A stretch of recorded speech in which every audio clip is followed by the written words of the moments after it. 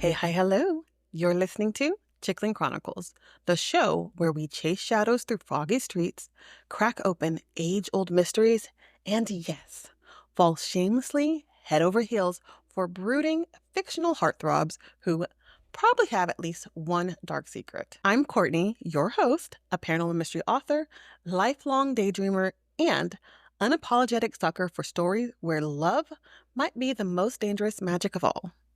So, tell me, have you ever stayed up past your bedtime, heart racing over an epic fantasy battle one minute and swooning over a forbidden kiss the next? If so, congratulations, you're officially one of us. Because today, we're spilling all the tea on Romantasy, that delicious blend of romance and fantasy that's taken bookshelves and TikTok feeds by storm. We're talking star-crossed lovers, enchanted forest, morally gray fae princes, and probably a dagger or two pointed at someone's throat, for tension. But hey, before we dive into this sparkly, slightly smoldering rabbit hole, go ahead and hit follow, subscribe, like, drop a review. Whatever you want on your favorite app lets you do. It truly means the world to me and helps more curious story lovers find our little storytelling coven here. All right, now that we've fluffed our pillows, poured something cozy, or maybe something delightfully witchy, let's get into it. Today, we're diving headfirst into the genre that's absolutely devouring social media feeds and fueling midnight reading binges everywhere. Romantasy is having a massive pop culture glow up right now. But trust me, it's been casting spells on readers for way longer than TikTok's been around.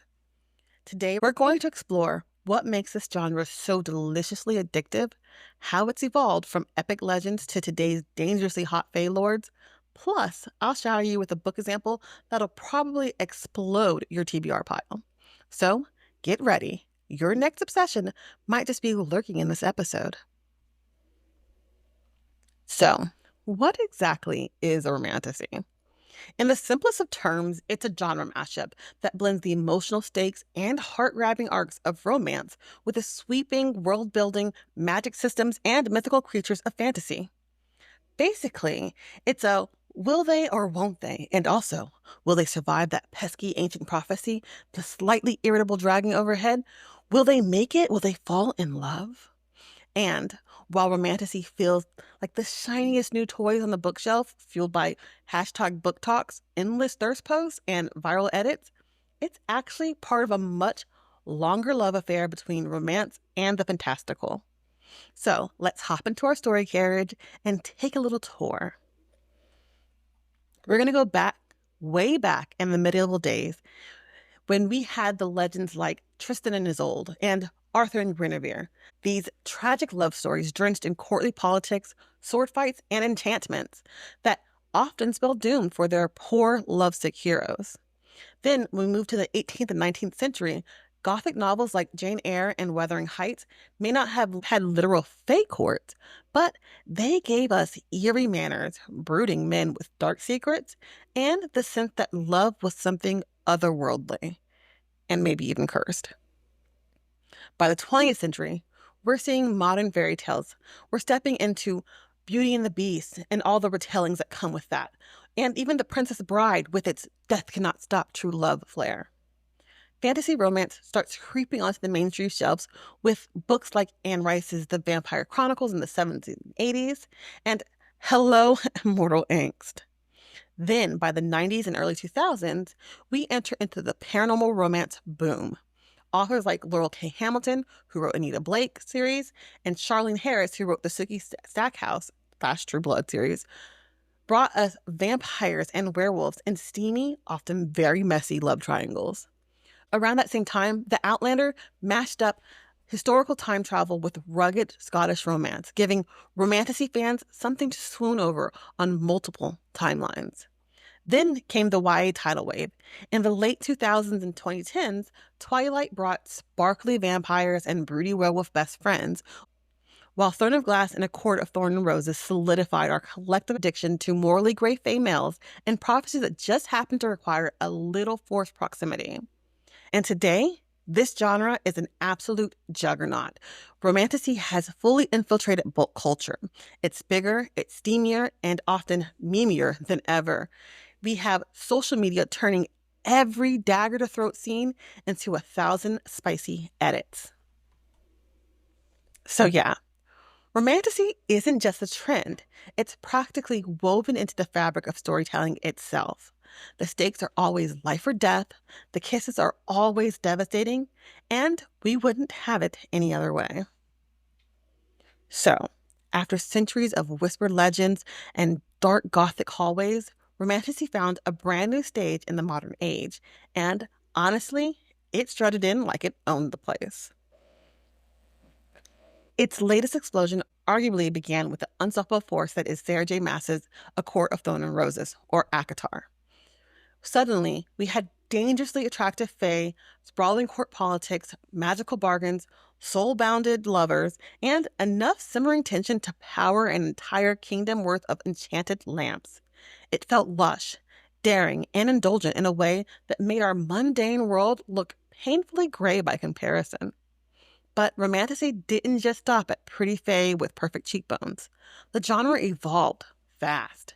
We saw the rise of dark romantasy, where the heroes weren't just morally gray, they were practically storm clouds with abs.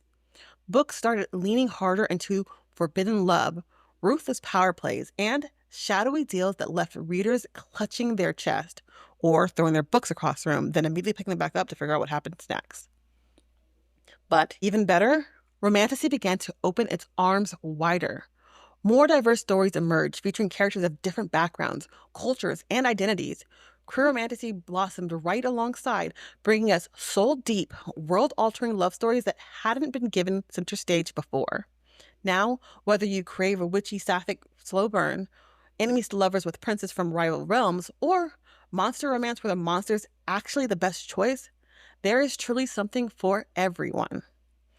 So, why exactly are we so bewitched by this genre? Why does it keep us up at night whispering, just one more chapter, even as our alarm clocks laugh at us from across the room? Well, let's break it down. We'll begin with escapism.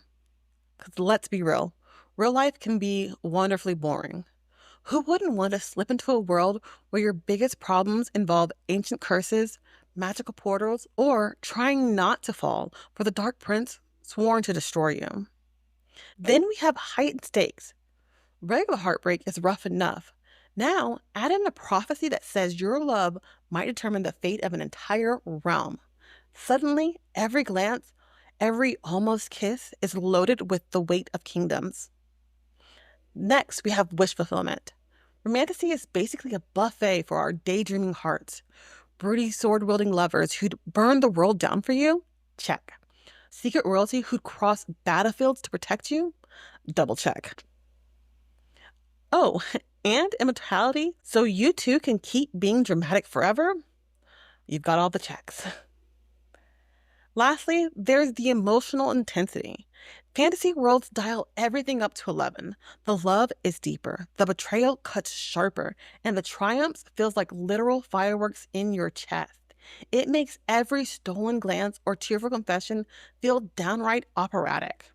And honestly, in a genre where love can topple empires and one stolen kiss might doom or save the world, who wouldn't be hooked? All right, let's rapid fire some fresh examples so you can build that TBR and TBW to be watched list stat. We're going to begin with Serpent and Dove by Shelby Mahorn. A witch forced into This is a book where a witch is forced into marriage with a witch hunter. The enemies to lovers tension practically crackles off of the page, all while magic and ancient rivalries threaten to tear them and their world apart. Next, we have The Bridge Kingdom by Danielle L. Jensen. This is a political intrigue meets sizzling romance as a warrior princess marries a rival king under false pretenses, only to slowly fall for him. There's betrayal, secrets, and lush world building to make it a quintessential romantasy ride. Then we have Radiance by Grace Draven. This one's a bit softer, but so satisfying. It's about a marriage of political alliance between two species who find each other hideous until they fall deeply in love. It's proof that sometimes the most magical stories aren't built on instant attraction, but on slow burn trust and loyalty. And movies, oh, we've got them too. These ones are a bit older, but oh, they're so good. We're going to begin with Pan's Labyrinth. Not a traditional romance fantasy. It it beautifully blends dark fantasy with deeply human love, showing how innocence and sacrifice collide in a magical herring world. Then we have Edward Scissorhands, a gothic fairy tale where an artificial man with blades for hands falls for a girl in a pastel suburban world. It's a haunting, bittersweet romantasy at its core. Lastly, we have Warm Bodies, a favorite of mine. This is a zombie romance that somehow manages to be charming, funny, and swoon-worthy, with love literally bringing someone back to life. Talk about fantasy rewriting the rules, right? So, why does romantasy keep growing, pulling us deeper into the enchanted forests, war-torn kingdoms, and shadowy halls lit by the glow of tender glances? Well, because it gives us double the stakes, double the feels, and worlds where the heart matters just as much, if not more, than the fate of an entire kingdom. It lets us believe that love can literally save the world, or at the very least, make it worth saving.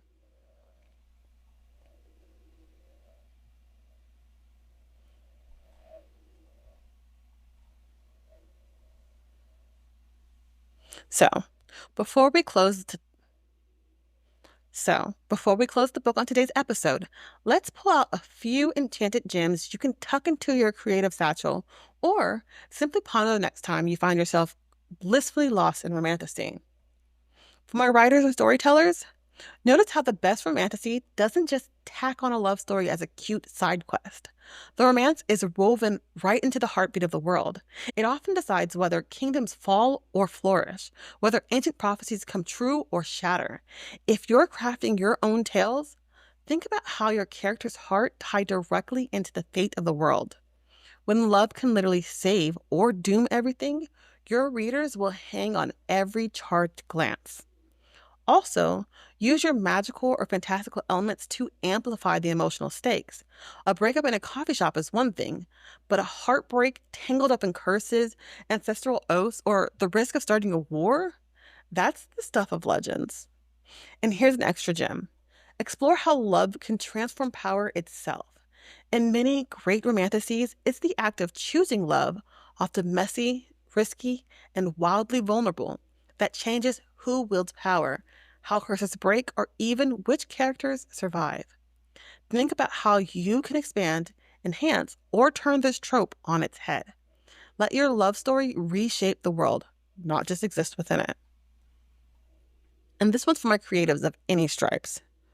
Remember that romantasy gives us permission to go big on emotions: longing, hope, betrayal, triumph. Paint them in their boldest colors. Whether you're writing, painting, podcasting, or building a brand, don't shy away from drama or depth. People crave art that isn't afraid to feel. Tap into those epic scale emotions to create something that leaves hearts a little more tender or a little more wrecked in the best way. And for my story lovers, next time that you dive into a romantasy, whether it's a book, show, or movie, notice what really lights you up. Is it the lush, dangerous settings? The idea of soulmates defying fate? Maybe it's the moral dilemmas that force lovers to pick between each other and their world. Paying attention to these sparks not only makes you savor your favorite stories more, it can also guide you to your next TBR adventure. After all, knowing what you hunger for makes it that much easier to find your next delicious read. All right, my fellow shadow chasers and hopeless romantics, that's where we'll close the book on today's episode. Before you go, I have a little something extra magical to share. My own book, The Missing Reflection, is officially debuting on September 2nd, and it's available for pre-order online right now. If you love paranormal mysteries tangled up with secrets that refuse to stay buried, I'd be absolutely thrilled for you to check it out. Just pop over to my link tree in the episode's description, and there you'll find everything from pre-order links to all my social haunts. And hey, if you enjoyed hanging out today, be sure to hit follow, subscribe, leave a rating, or drop a review, whatever your favorite app lets you do.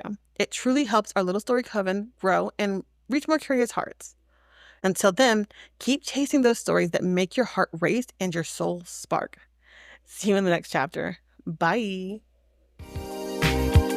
Thanks for listening to this episode of the Chickling Chronicles. Make sure you like and subscribe on your favorite podcast platform so that you never miss a story or a conversation. See you next time.